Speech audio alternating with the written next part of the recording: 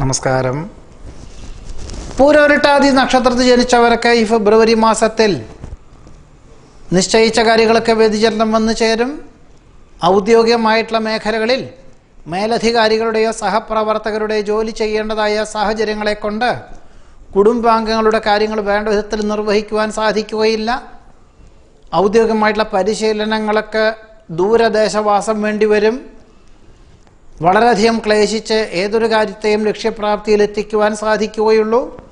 സംഭവബഹുലമായിട്ടുള്ള വിഷയങ്ങളെ അഭിമുഖീകരിക്കേണ്ടതായ സാഹചര്യങ്ങൾ ഉണ്ടായിത്തീരും.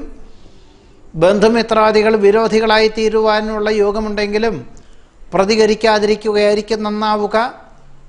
അവ്യക്തമായിട്ടുള്ള പണമിടപാടുകളിൽ നിന്നും പിന്മാറുന്നത് ഗുണകരമായി തീരും.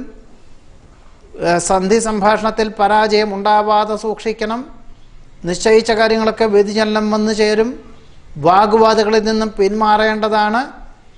സന്ധി സംഭാഷണത്തിൽ പരാജയം ഉണ്ടാവാതെ സൂക്ഷിക്കണം. ആഗ്രഹിക്കുന്ന വിദേശയാത്രയ്ക്ക് സാങ്കേതികമായിട്ടുള്ള തടസ്സങ്ങൾ അനുഭവപ്പെടും. വിദേശത്ത് താമസിക്കുന്നവർക്കാണെങ്കിൽ അവിചാരിതമായിട്ടുള്ള ജോലി നഷ്ടപ്പെടുവാനുള്ള യോഗമുണ്ട്.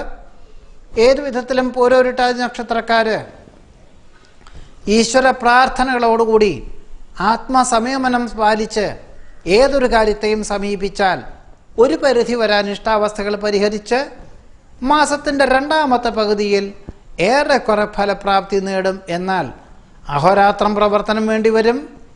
സാമ്പത്തിക ആവശ്യത്തിന് കടം വാങ്ങേണ്ടതായ സാഹചര്യങ്ങൾ ഉണ്ടായിത്തീരും. ആത്മസംയമനം നിർബന്ധമായിട്ടും പാലിക്കണം.